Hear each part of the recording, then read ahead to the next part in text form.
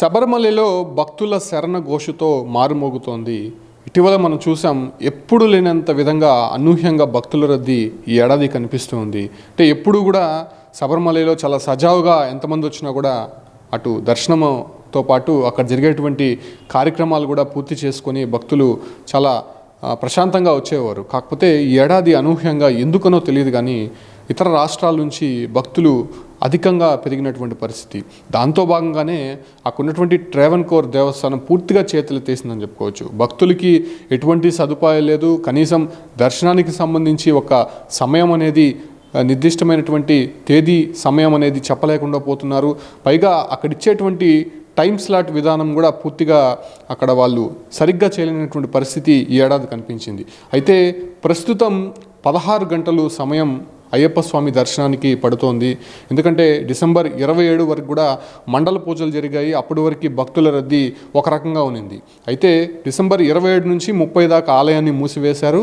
December 30 నుంచి మకర జ్యోతి అంటే మకర వేళకు సంబంధించినటువంటి పూజాది కార్యక్రమాలు ప్రారంభమయ్యాయి. అప్పటి నుంచి అనూహ్యంగా మళ్ళీ భక్తుల రద్దీ పెరిగిందని చెప్పుకోవచ్చు. ప్రస్తుతం శబరిమలలో 16 గంటల సమయం భక్తుల రద్దీకి పడుతోంది. అయ్యప్ప స్వామిని దర్శించుకున్నటువంటి వారు భక్తులు అక్కడ పక్కన వెళ్ళి ఒక ఇరుముడి ఏదైతే ఉంటుందో దాన్ని స్వామివారికి సమర్పించేటువంటి సమయం కానీ అక్కడ ఆ స్థలం కానీ లేకపోవడం నిజంగా ఆశ్చర్యానికి గురిచేస్తుంది.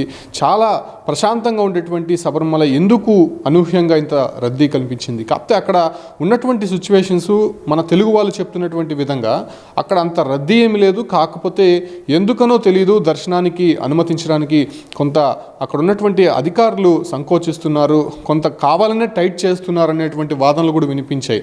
కంప్లీట్గా అక్కడ ఉన్నటువంటి సిపిఎం పార్టీ అధికారంలో ఉంది కాబట్టి కావాలనే ఉద్దేశపూర్వకంగానే కొంత అయ్యప్ప దర్శనానికి కొంత ఫ్రీగా వదలడం లేదు, కావాలనే ఇబ్బందులకు గురి చేస్తున్నారని చెప్పి కూడా బీజేపీ కాంగ్రెస్ పార్టీ ఇప్పటికే అక్కడ ఉన్నటువంటి కలెక్టరేట్లంతా ముట్టడించి ఆందోళన చేసినటువంటి పరిస్థితులు మనం చూసాం. కాకపోతే ఇప్పటివరకు ఒక సెక్షన్ ఆఫ్ దర్శనాలు అయితే జరిగాయి. మరోవైపు మకర సంక్రాంతి, మకర జ్యోతిని దర్శించుకోవడానికి పెద్ద సంఖ్యలో భక్తులు వస్తూ ఉంటారు. కాబట్టి మకర జ్యోతి దర్శనానికి వచ్చేటువంటి భక్తులకి ట్రావెన్కోర్ దేవస్థానం అనేక నిబంధనలు పెట్టిందని చెప్పుకోవచ్చు. ప్రస్తుతం ఆ నిబంధనలు మీకు ఒకసారి వివరించే ప్రయత్నం చేస్తాను. జనవరి 10 నుంచి స్పాట్ బుకింగ్ సదుపాయాన్ని పూర్తిగా కూడా రద్దు చేసింది. అంటే స్పాట్ బుకింగ్ అంటే కింద మనము పంబా నదికి దగ్గర స్పాట్ బుకింగ్ చేసుకొని ఆ సమయానికి మనం దర్శనానికి వెళ్తే సరిపోతుంది. ముందు అదే విధంగా ఉండేది.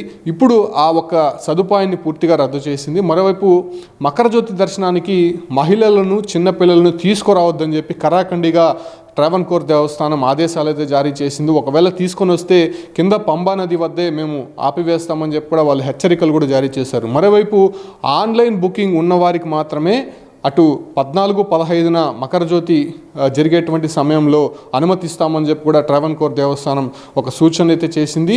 దాంట్లో భాగంగానే జనవరి 14న 40,000 మందికి, జనవరి 15న 50,000 మందికి మాత్రమే అనుమతిస్తామని చెప్పి కూడా ఇప్పటికే ప్రకటించింది. కాకపోతే గత ఆదివారం చూసుకుంటే 120,000 మంది భక్తులు అటు అయ్యప్ప స్వామిని దర్శించుకున్నట్టు ట్రావెన్కోర్ దేవస్థానం ప్రకటించింది. ఆ తర్వాత సోమవారం దాదాపు 80,000 మందికి పైగా దర్శనాలు జరిగాయి. సో ఈ రకంగా దాదాపు ఈజీగా 1,00,000 మందికి దర్శనాలు చేసే అక్కడ వెసులుబాటు ఉంది. ఆ సామర్థ్యం కూడా ఉండేది గతంలో. కాకపోతే ఎందుకనో ఈ ఏడాది ఎందుకంత టైట్ చేస్తున్నారో, కావాలనే ఇలా చేస్తున్నారా, సదుపాయాలు కల్పించట్లేదు, సరైనటువంటి ఆహారం లేదు, నీరు లేదు, అక్కడ కూర్చోవడానికి స్థలం లేదు, కనీసం తీసుకువెళ్ళినటువంటి ఇరుముడిని స్వామివారికి ప్రశాంతంగా సమర్పించడానికి అక్కడ వెసులుబాటు కల్పించలేదు. ఎందుకు ఇంత టైట్ చేశారనే వాదన కూడా వినిపిస్తోంది. పైగా మకర జ్యోతి దర్శనానికి దగ్గర 2 నుంచి 3 లక్షల మంది ఖచ్చితంగా శబరిమలలో ఉంటారు.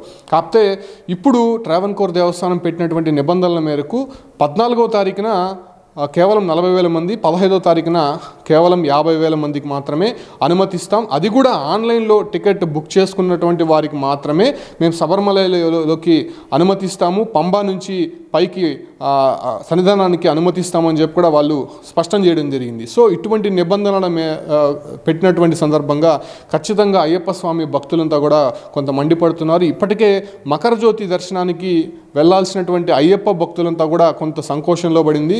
ముఖ్యంగా ఇటీవల చాలామంది పంబా నది వరకు వరకే వెళ్ళి వెనుతిరిగినటువంటి పరిస్థితులు చాలా వరకు కూడా కనిపించాయి. కాకపోతే ఇప్పుడు ఈ నిబంధనలు పెట్టినటువంటి ట్రావెన్కోర్ దేవస్థానం పైన ఒక ఇంత ఆగ్రహం అయితే వ్యక్తం చేస్తుంది. ఎందుకు గతంలో ఎప్పుడూ లేని విధంగా ఇటువంటి నిబంధనలు పెట్టారనే దీనిపైన కూడా వాళ్ళు మండిపడుతున్నారు. మరోవైపు అక్కడ ఉన్నటువంటి హైకోర్టు కూడా దీన్ని వాళ్ళు జోక్యం చేసుకొని ఎందుకు శబరిమలలో ఇంత అనూహ్యంగా అక్కడ చేపట్టాల్సినటువంటి కార్యక్రమాలు కానీ లేకపోతే అక్కడ ఏర్పాట్లు కానీ ఎందుకు చేయట్లేదు, అనూహ్యంగా భక్తులు పెరిగాయని చెప్పి ఎందుకు దేవస్థానం ఇటు తప్పించుకునే ప్రయత్నం చేస్తోందనేటువంటి వాదన కూడా హైకోర్టు వినిపించింది. అయితే అక్కడ ఉన్నటువంటి డీజీపీకి కూడా కొన్ని సూచనలు అయితే చేసింది.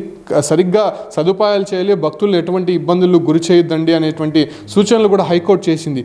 కాకపోతే ఆదాయం అనేది ముందు కంటే కూడా ఇప్పుడు చాలా వరకు కూడా పెరిగిందని చెప్పుకోవచ్చు. కేవలం 39 రోజుల్లో 204 కోట్ల మేర అయ్యప్ప స్వామి ట్రావెన్కోర్ దేవస్థానానికి ఆదాయం అనేది వచ్చింది. అది వివిధ రూపాల్లో కావచ్చు. అంటే హిందూ ఆదాయంగా మనం చూసుకుంటే 63.89 కోట్లు. అదే రకంగా అరవణ ప్రసాదం అంటారు, అయ్యప్ప స్వామి ప్రసాదం చాలా పవిత్రంగా భావిస్తుంటారు. ఆ ప్రసాదాలకు సంబంధించి 96.32 కోట్లు. అదేవిధంగా అప్పంకి సంబంధించి 12.38 కోట్లు. సో ఈ రకంగా 204 కోట్ల మేర ఆదాయం వచ్చినటువంటి శబరిమలైకి ఎందుకు భక్తులకి సరైన సదుపాయాలు కల్పించట్లేదు, అక్కడ ఎందుకు ఇబ్బందులు గురి చేస్తున్నారు అనేటువంటి వాదన వినిపిస్తుంది. కాకపోతే సరే, ఇప్పటివరకు జరిగింది ఒక ఎత్తైతే, ఇక మకర జ్యోతి నాడు అసలు ఎలా కంట్రోల్ చేయబోతున్నారు అనే ప్రశ్నలు కూడా ఇప్పుడు లేవనెత్తుతున్నారు. ఖచ్చితంగా భక్తులు మాత్రం 2 లక్షల నుంచి 3 లక్షల మంది వచ్చే అవకాశం ఉంది. ముఖ్యంగా మన తెలుగు రాష్ట్రాల నుంచే కాకుండా అటు తమిళనాడు, కర్ణాటక, ఉత్తరప్రదేశ్, మహారాష్ట్ర నుంచి కూడా అనేక మంది భక్తులు శబరిమలైకి ముఖ్యంగా మకర జ్యోతి రోజు వస్తూ ఉంటారు. కాబట్టి వీళ్ళు పెట్టినటువంటి నిబంధనలు అంటే 1440, 1550 మంది నిబంధనలు ఎంతవరకు ఫలిస్తాయి, నిజంగా వాళ్ళు కంట్రోల్ చేయగలుగుతారా, ఆ రోజు ఎటువంటి ఇబ్బందులు పడతారు అయ్యప్ప స్వాములు అనేటువంటి ప్రశ్న మాత్రం ఇప్పుడు లేవనెత్తుంది. ఎందుకంటే గతంలో మనం చూసాం మకర జ్యోతి కారణంగా అక్కడ జరిగినటువంటి తొక్కేసులాట కారణంగా ఎంతమంది చనిపోయారో మనం చూసాం. సో అదే రకమైనటువంటి ఘటన, అదే రకమైనటువంటి సిచ్యువేషన్ ప్రస్తుతం అయ్యప్ప స్వామిల్లో ఆ ఒక ఆందోళన అయితే నెలకొంది. ఎందుకు అంత టైట్ చేశారు, ఫ్రీగా వెళ్ళాల్సి ఉన్నటువంటి దారిలో కూడా టైట్ చేస్తున్నారు, క్యూ లైన్లో గంటల తరబడి వేచి విధంగా కూడా అక్కడ చూస్తున్నారనే విమర్శలు అయితే వినిపిస్తున్నటువంటి పరిస్థితుల్లో అసలు మకర జ్యోతి దర్శనానికి ఈ నిబంధనలు అయితే పెట్టారు. ఖచ్చితంగా ఈ నిబంధనలు పాటిస్తే తప్ప భక్తులు పైకి సన్నిధానానికి వెళ్ళే అవకాశమే లేదని చెప్పి కూడా అటు ట్రావెన్కోర్ దేవస్థానం ఇప్పటికే స్పష్టం చేసినటువంటి సందర్భంగా అసలు మకర జ్యోతి దర్శనానికి వెళ్ళేటువంటి భక్తుల్లో మాత్రం కొంత సందిగ్ధత నెలకొంది. కాకపోతే ఒకటే స్పష్టం చేస్తుంది, మకర జ్యోతి దర్శనానికి మహిళలు, చిన్నపిల్లలు రాకూడదు, అదేవిధంగా ఆన్లైన్ బుకింగ్ ఉన్నవారు మాత్రమే పైకి రావాలి.